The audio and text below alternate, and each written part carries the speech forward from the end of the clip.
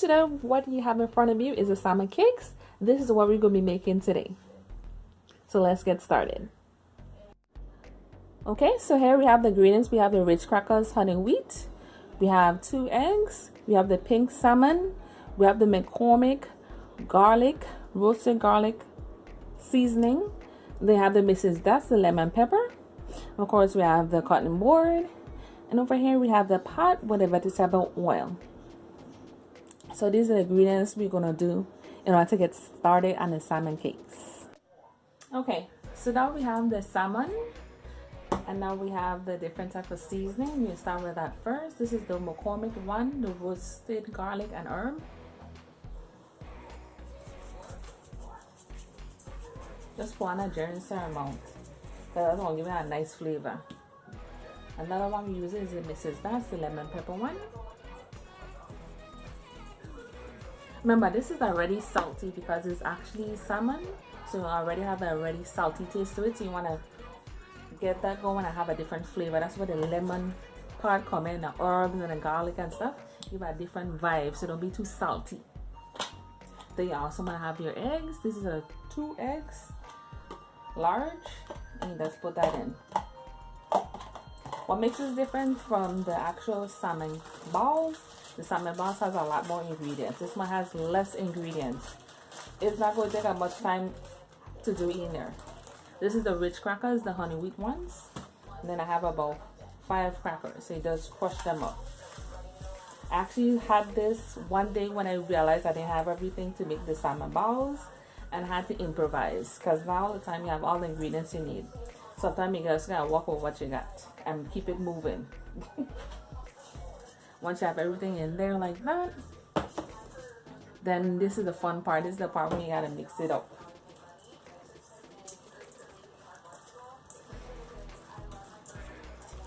Get that going. Then one other thing I want to add to it is the ketchup. So let me go ahead and watch ketchup, or you could do tomato sauce, barbecue. All of that works, but I personally like the ketchup because it gives you a different kind of taste, and you want it on point. You don't want it half. Hellman's. Have the ketchup right here. And just add a generous amount of that. See, I didn't pour in a whole lot, just a little bit. And you mix that in. Now, if you want to get a little spicy, this is the part when you want to put in your hot sauce. You can add bell peppers if you like, but this is supposed to be in and out and be done. Okay? Because every time you have time to do a whole bunch of other stuff and add this and etc. Now we have our little cutting board here. Let's take away your hand. See, like a good size like that. Bam.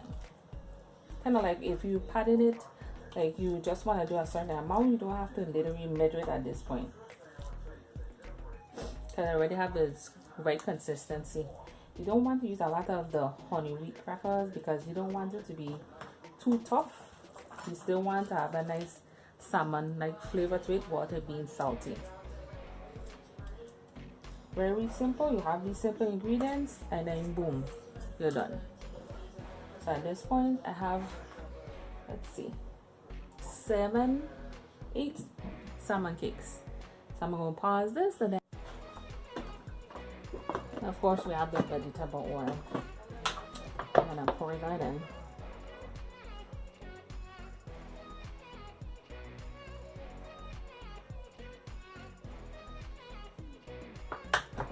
Spin on it. If you like onions, put in onion. If you like garlic, put in garlic. Like just now, I put in some onion powder because I didn't chop up some actual onions. And with this, you don't even have to add salt. Sometimes people add in salt to things that are already salted, and that's could just give you a overbearing taste. You want to cut this out. That's where all this other stuff come in. If you get potatoes, you could put it in, but you might make it a little bit heavy. You want a little light taste. So put in some garlic powder too. It looks similar to crab cakes, but not quite because it's not crab, it's actually salmon. So while we wait here, we're gonna wait until this bubbles up. You see how much oil that's in there? It's not even halfway. It's a little less than halfway when you're actually doing the oil, because you don't want it too heavy. When you put it in, you want it to float a little bit. You don't want it to just fall to the ground and stay there. That's when you gotta make sure your pan is hot. Some people, they're just throwing the stuff, and then when they soak up all the oil, they want to know why. Because you have to wait till the pan actually get hot. When the pan hot, then you can start putting things in there. Don't do it before time. Depends on the temperature you have it going for. Right now I have it on a medium fire. Maybe give it a few minutes. Let this heat up before we actually put it in. Before, it's going to make it soggy. It's hot. You put it in. Yes, it's still going to fall to the ground, but it's going to float up because the pan will be hot at that point. So that's one key thing you want to keep in mind when you're making things, especially when you're frying them. You can't just turn it on and then you put in the item right afterwards. You have to let things heat up. Then you start getting into your cooking. You do it before, then you end up with a problem. So this point is actually hot. Use your little spatula and you just put them in. With this size, and for the size I'm actually having them for, I'm actually going to just put in 3 so it can actually work and do its business, because you don't want to do too much. And this is how it is in the pot, because it's already hot. We put in 3 and you just let it do its thing. Of course, it's going to go to the bottom before it flows back up to the top, and then you just let it work. This point, you just want it to get brown on both sides, and that's basically it. You want to go over here and you want to make sure you already have your paper towel to drain out most of that vegetable oil that's going to come from it. Always want to be prepared. You don't want to have to go back and find something to put it in after it's actually been brown on both sides. So this is just a starting point. We just put them in.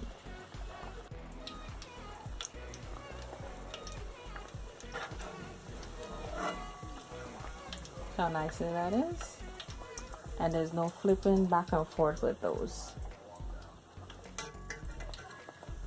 Just a matter of a few minutes. See how nice and golden brown they are. Let me go ahead and put in some other ones.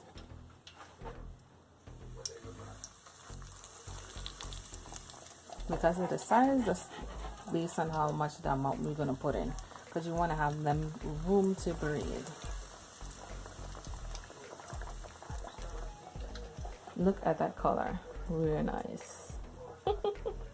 Reminds me of if you had like fried chicken or crab cakes or something, right? But it's actually salmon. So you just let it cook. And basically you have to think about in terms of when you think it is actually ready, because this is not one you flip it on one side of brown, then you flip it on the next side of brown. No. Based on the amount of oil, the size of it, how big the pan is, you just let it cook. Then raise it up. Put them over here. Really simple.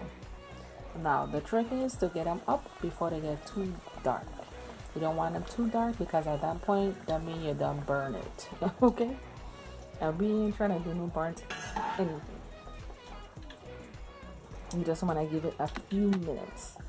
I'm showing you exactly how long it takes, because it's not a really hard process, because the only thing that needs to actually cook in it is the actual egg that's mixed up with the other ingredients. So it doesn't take a whole lot of time to get done. The trick is to get it out before it becomes too dark. That's the difference. And as we look here, we're going to actually test one of them and see how dark it is. See, like this. I want mine to be a little bit more on the dark side. So we already tried the one. Right now I have in 2. So for this length of time, you can actually see how long it actually takes to do it, because you have to do your own estimate as far as the temperature. You already have it on. Mine is on a medium.